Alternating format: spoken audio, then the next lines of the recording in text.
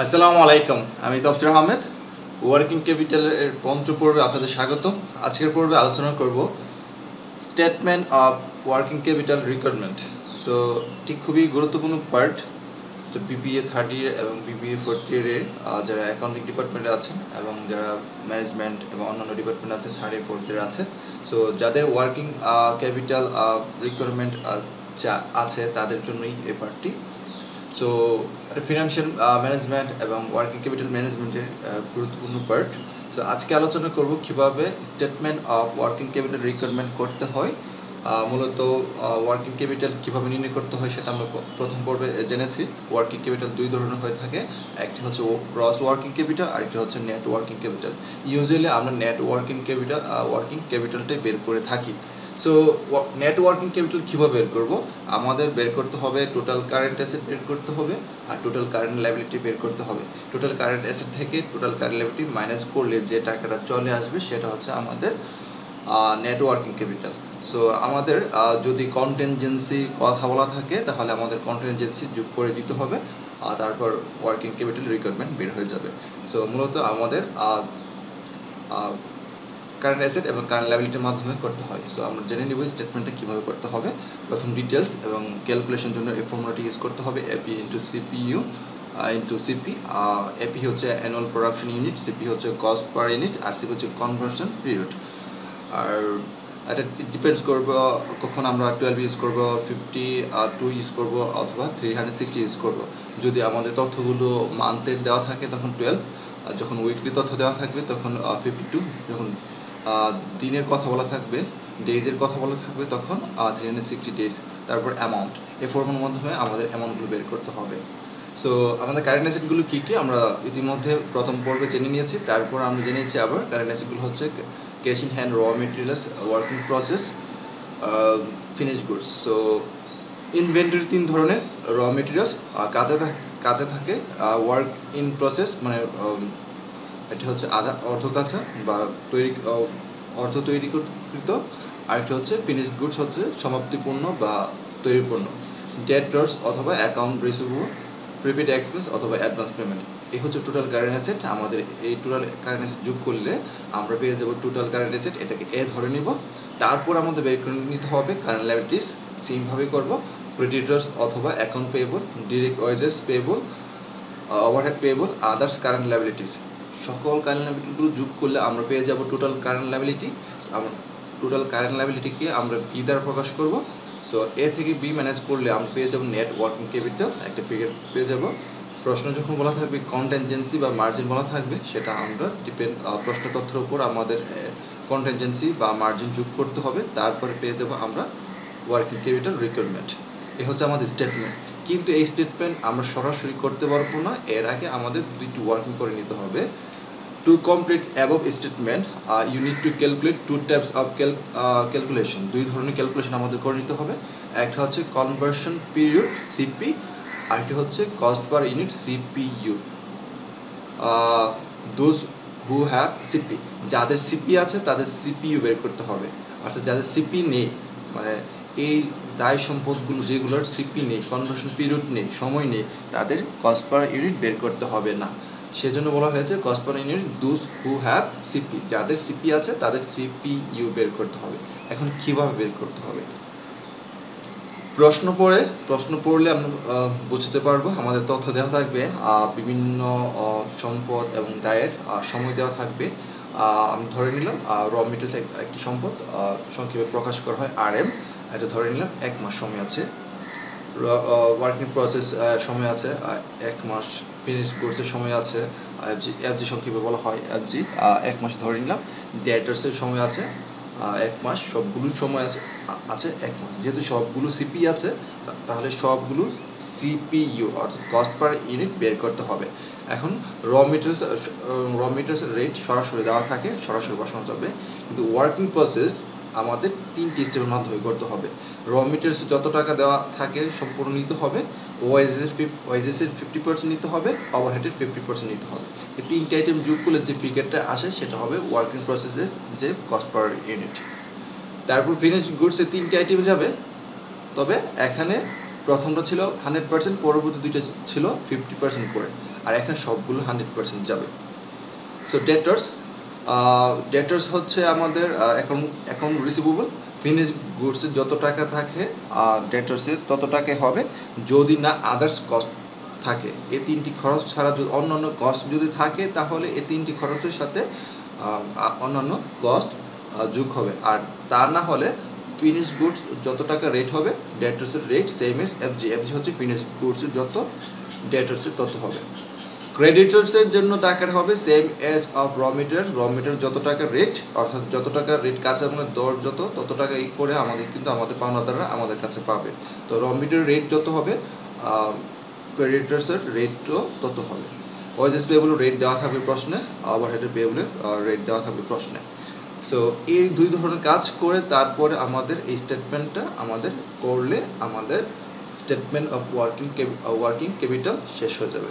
So আমরা practically একটি অঙ্ক দেখে নিই। এই হচ্ছে আমরা এই অঙ্কটি আজকে করব। সো প্রবলেম 11, ইতিমধ্যে আমি 10টি অঙ্ক আলোচনা করেছি প্রথম 4টি পর্বে। সো পঞ্চম পর্বে আজকে আলোচনা করব প্রবলেম 11। সো যারা ইতিমধ্যে 4টি পর্ব দেখেননি, ভিডিও ডেসক্রিপশনে আমরা লিঙ্ক দিয়ে দিব, অবশ্যই লিঙ্কগুলো প্রবেশ করে আপনারা দেখে নেবেন সিরিয়াল বাই সিরিয়াল, তাহলে অধ্যায়টি বুঝতে সহজ হবে। সো এই অধ্যায়টি লেসনটি শেষে আপনারা দেখতে পারেন। Problem 11, as a management accountant of a company you are required to prepare a statement showing working capital requirement for 24,000 units of production in next year. The following information is given for the purpose. So next year company চাচ্ছে 24,000 unit উৎপাদন করবে। So এই 24,000 উৎপাদন করার জন্য cost per unit এবং সময় তথ্য দেওয়া আছে। কস্ট দেওয়া আছে, direct raw materials cost per unit টাকা 20। আমি বলেছিলাম raw materials direct labour cost এবং অপারেটিভ কস্ট দেওয়া থাকে। সো র মেটেরিয়াল সংক্ষেপে বলা হয় আরএম এর রেট দেওয়া আছে পার ইউনিট 20 টাকা। ডিরেক্ট লেবার কস্ট যে কথা, ওয়েজেস কস্ট একই কথা। Direct labour cost per unit দেওয়া আছে 8 টাকা।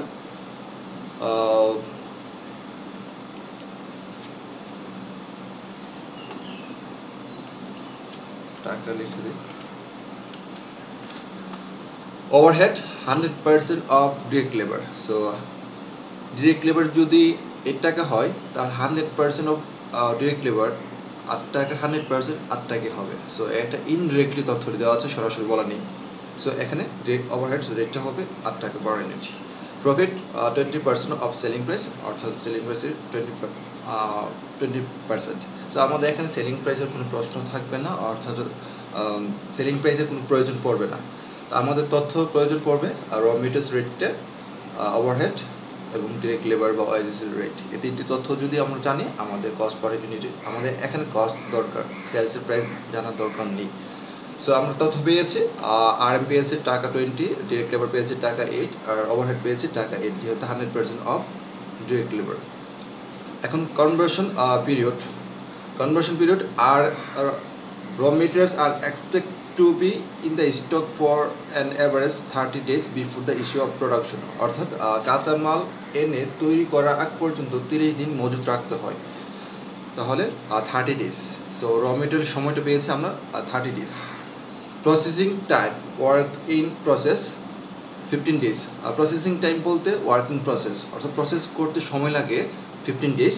ফিনিশড গুডস আর expected to remain in the store on an average for 45 days। অর্থাৎ ফিনিশড গুডসগুলো খালাস করার জন্য 45 days থাকে। তাহলে আমরা পেয়েছি আরএম এর জন্য পেয়েছি 30 days, ওয়ার্কিং প্রসেস WIP পেয়েছি আমরা 15 days, ফিনিশড গুডসের জন্য সময় পেয়েছি 45 days। Credit allowed to ডেটর 2 months, অর্থাৎ দেনাদারকে সময় দেওয়া হয় 2 মাসের জন্য। ওয়ারেস বিপরীত দিকে the creditors allowed only 1 month। দেনাদারকে সময় দেই 2 মাসের জন্য, আর পাওনাদার আমাদেরকে সময় দেয় 1 মাসের জন্য 1 month। Time lag in payment of wages 15 days। মজুরি পরিশোধ করতে সময় লাগে 15 দিন, সময় বিলম্ব হয় বা লেট হয়। ল্যাগ বলতে বিলম্ব বা দেরি হওয়া। তাহলে আমরা পেয়েছি র মেটেরিয়ালসের সময় দেওয়া আছে, ওয়ার্কিং প্রসেসের সময় দেওয়া আছে, তারপর ফিনিশড গুডসের সময় দেওয়া আছে, দেনাদারের সময় দেওয়া আছে, পাওনাদারের সময় দেওয়া আছে, ওএসএসের টাইম দেওয়া আছে। তার মানে ওভারহেডের টাইম নেই। সো যাদের যাদের টাইম আছে তাদের একটা ক্যালকুলেশন করে নিতে হবে, এবং টাইম যাদের আছে তাদের ওয়ার্ক কস্ট পার ইউনিট বের করে নিতে হবে। সো প্রথমে আমাদের সিপি মানে কনভার্সন পিরিয়ড ক্যালকুলেশন করতে হবে। সো আমরা তথ্য পেয়ে নিয়েছি। সো সলিউশন হচ্ছে চলে যাবে অ্যানুয়াল প্রোডাকশন হচ্ছে এপিইউ, তাদের প্রয়োজন হচ্ছে 24,000 ইউনিট। তারপর কনভার্সন পিরিয়ড সিপি হচ্ছে র মেটেরিয়ালস, আর হচ্ছে 30 ডেজ, একটা তথ্য দেওয়া আছে 30 ডেজ। তারপর প্রসেসিং হচ্ছে 15 ডেজ, ওয়ার্কিং প্রসেস ডব্লিউআইপি হচ্ছে 15 ডেজ। তারপর হচ্ছে আমাদের ফিনিশড গুডস বলা আছে 45 days. So finished goods FG হচ্ছে 45 days. Debtor 2 month, that means 60 days, আর creditor 1 month, that means 30 days, আর time lag in payment of wages is 15 days. So 2 month is equal to debtor, 2 month is equal to 60 days, creditor 1 month equal to 30 days, wages payable 15 days. So এই হচ্ছে সবগুলো time দেওয়া আছে। যাদের যাদের time দেওয়া আছে তাদের কস্ট পার ইউনিট বা সিপিইউ বের করতে হবে। So RM cost per unit তথ্য আমাদের এখানে দেওয়া আছে। ডিরেক্ট র মেটেরিয়াল কস্ট পার ইউনিট হচ্ছে টাকা 20। সো আমরা টাকা 20 বসিয়েছি, টাকা 20। ওয়ার্ক ইন প্রসেস অর্থাৎ ওয়ার্কিং প্রসেস আমরা বলেছিলাম 3টি আইটেম যাবে। র মেটেরিয়াল 100%, তো 20 টাকার 100% 20 আসবে। তারপর হচ্ছে ওএসএসের 50% নিতে হবে। সো ওএসএস আমাদের তথ্য দেওয়া আছে। ওএসএস বলতে আমাদের লেবারকে বোঝানো হয়েছে, টাকা 8। সো 8 টাকার 50% হচ্ছে 4 টাকা। আর ওভারহেড আমরা তথ্য করেছিলাম ওএসএস যত ওভারহেড তত। সো 8 টাকার 50% হচ্ছে 4 টাকা। এই 3টি আইটেম যোগ করলে আমরা পেয়ে যাচ্ছি 28। ওয়ার্কিং প্রসেস পার ইউনিট হচ্ছে 28। তারপর আমাদের গুডসের জন্য আমাদের কস্ট পার ইউনিট বের করতে হবে। ফিনিশড গুড, সো 3টি আইটেম যাবে। আরএম সবগুলো 100% যাবে। সো আরএম এর 100% 20, ওএসএস 100% 8, তারপর ওভারহেডের 100% 8, সবগুলো যোগ করলে 36 পেয়ে যাচ্ছি। সো ডেটর ইজ ইকুয়াল টু আমাদের same as FG. So finished good যত ডেটর রেট ততই হয়, যদি অন্য অন্য কস্ট যদি না থাকে। আমরা ইতিমধ্যে দেখতে পেয়েছি 3টি খরচ ছাড়া আর কোনো খরচ নেই। সো আমাদের 36 বসাবো। ক্রেডিটর রেট হচ্ছে সেম অ্যামাউন্ট অফ আরএম যত, আরএম হচ্ছে 20, আমাদের 20 বসাতে হচ্ছে। তারপর হচ্ছে আমাদের ওএসএস পেবল হচ্ছে টাকা 8। সো আমাদের ওএসএস পেবল আমরা জানি ওএসএস এর রেট হচ্ছে টাকা 8 ছিল। সো 8 বসিয়েছে, তথ্য দেওয়া ছিল। আমরা ওভারহেডের কোনো কস্ট পার ইউনিট বের করে নিই, কারণ ওভারহেডের কোনো কনভার্সন পিরিয়ড তথ্যে বলা নেই প্রশ্নে। এখানে তথ্য কোনো বলা নেই কোনো বিলম্ব হয় কিনা। ওভারহেড রেট দেওয়া আছে কিন্তু এখানে সময়টি দেওয়া নেই, এজন্য কস্ট পার ইউনিট আমাদের ব্যবহার হবে না। তার মানে ওভারহেড নগদে আদান প্রদান হয়েছে। এখন আমরা স্টেটমেন্ট করলে আমাদের অঙ্ক শেষ হয়ে যাবে। স্টেটমেন্ট হচ্ছে এইভাবে আমাদের করতে হবে। Statement of working capital requirement details calculation এই ফর্মুলার মাধ্যমে করতে হবে। APU CPU into CP divided. এখন আমাদের ইউজ করতে হবে, যেহেতু আমরা সবগুলো ডেইসে নিয়ে আসছি 360 ইউজ করতে হবে। তারপর অ্যামাউন্ট, তাহলে আমরা 360 ইউজ করি।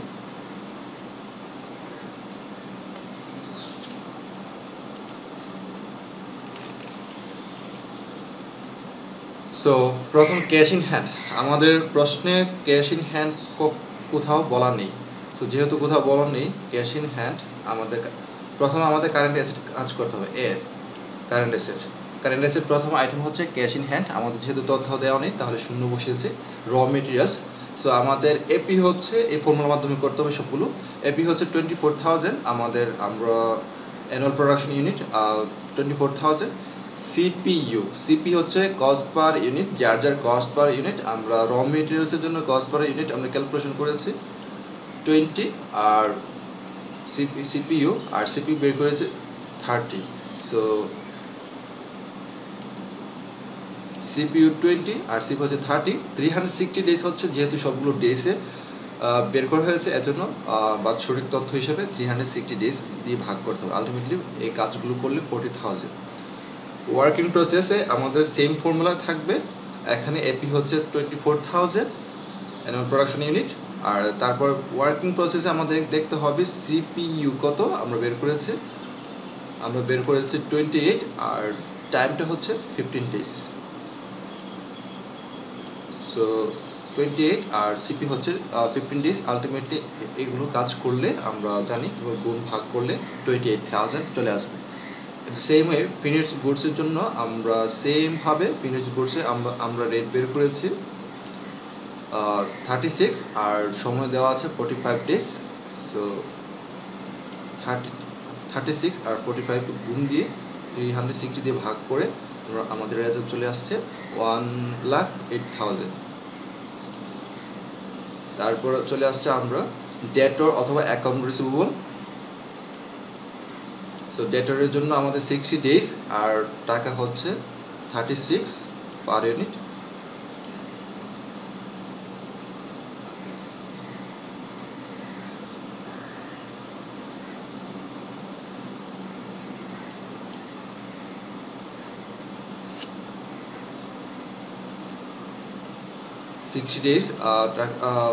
সিক্সটি ডেজ বসিয়েছে, আর এখানে 30।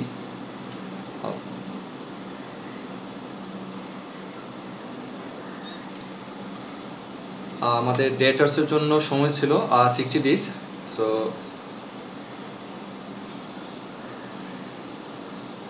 সরি, এখানে একটু ভুল হয়েছে, আমরা একটু কারেকশন করে নিব। কস্ট পার ইউনিট হচ্ছে আমাদের 36,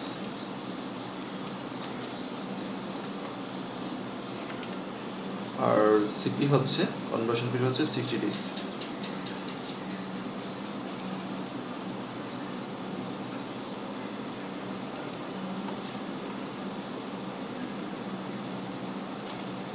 আলটিমেটলি এই কাজটি করলে আমাদের পেয়ে যাচ্ছে 1,44,000। সো আমাদের আর কোনো সম্পদ নেই, সকল সম্পদগুলো যোগ করলে আমরা পেয়ে যাচ্ছি টোটাল কারেন্ট অ্যাসেট, সেটাকে আমরা এ দ্বারা প্রকাশ করব 3,20,000। সো আমরা টোটাল কারেন্ট অ্যাসেট পেয়ে গেছি 3,20,000। এখন current liability, total current liability নির্ণয় করতে হবে B current liabilities. So current লায়াবিলিটিসের মধ্যে আমরা দেখতে পাচ্ছি এখানে আছে ক্রেডিটর এবং ওয়াইজেস পেয়েবল, আর কোনো কারেন্ট লায়াবিলিটি নেই। আর উপরে যে চারটে ছিল এগুলো ছিল কারেন্ট অ্যাসেট। আমরা জানি যে কোনো মজুদ পণ্য হচ্ছে অ্যাসেট, তারপর ডেটার্সও আমরা জানি অ্যাসেট। এখন লায়াবিলিটির মধ্যে দুটি আছে, একটি হচ্ছে ক্রেডিটর্স আর একটি হচ্ছে ওয়াইজেস পেয়েবল। সো আমরা দুটি কারেন্ট লায়াবিলিটি বের করতে হবে।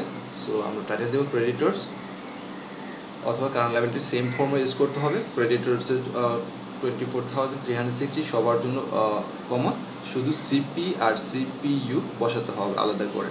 সো সিপিইউ হচ্ছে এখানে ক্রেডিটর্সের জন্য 20 আর সময়টা দেওয়া আছে 30। সো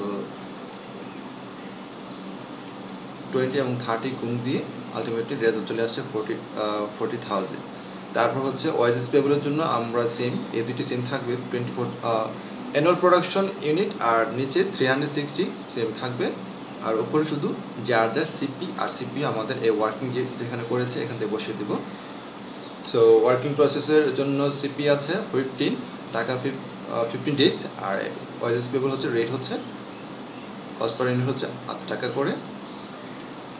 সো 8 এবং 50 বসিয়েছে, আলটিমেটলি গুণ করে 8,000 চলে আসছে। সো 40,000 8,000 যোগ করলে 48,000 টোটাল কারেন্ট লায়াবিলিটি, সেটা আমরা বি দ্বারা প্রকাশ করব। সো আমরা পেয়ে গেছি total current asset, total current liability. So আমাদের ওয়ার্কিং ক্যাপিটাল ফর্মুলা আমরা ইতিমধ্যে জেনে নিয়েছি, অর্থাৎ টোটাল কারেন্ট অ্যাসেট থেকে টোটাল কারেন্ট লায়াবিলিটি মাইনাস করলে আমাদের নেট ওয়ার্কিং ক্যাপিটাল পাওয়া যায়। সো এ মাইনাস বি, এর দ্বারা প্রকাশ করেছে আমরা টোটাল কারেন্ট অ্যাসেট, আর বি দ্বারা প্রকাশ করেছে টোটাল কারেন্ট লায়াবিলিটি। সো এ থেকে বি মাইনাস করলে আমরা পেয়ে যাচ্ছি 2,72,000 হচ্ছে আমাদের নেট ওয়ার্কিং ক্যাপিটাল। যেহেতু প্রশ্নে কোনো কোথাও কন্টিনজেন্সি রেট বা টাকা তথ্য দেওয়া নেই, সো অ্যাড কন্টিনজেন্সি হচ্ছে আমাদের নীল, মানে শূন্য। যেহেতু তথ্য দেওয়া নেই, আলটিমেটলি যোগ করলে আমাদের 2,72,000ই চলে আসছে। এ হচ্ছে আমাদের ওয়ার্কিং ক্যাপিটাল ছিল আজকের প্রশ্নে।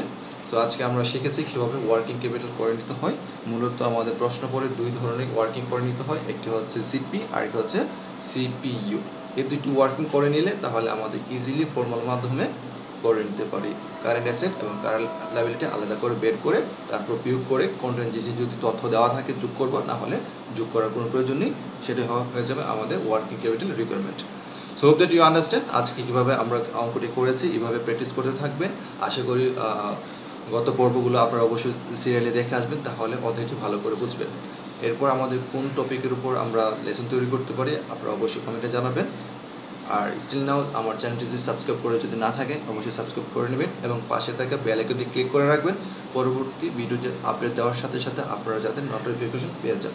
থ্যাংক ইউ এতক্ষণ সাথে থাকার জন্য।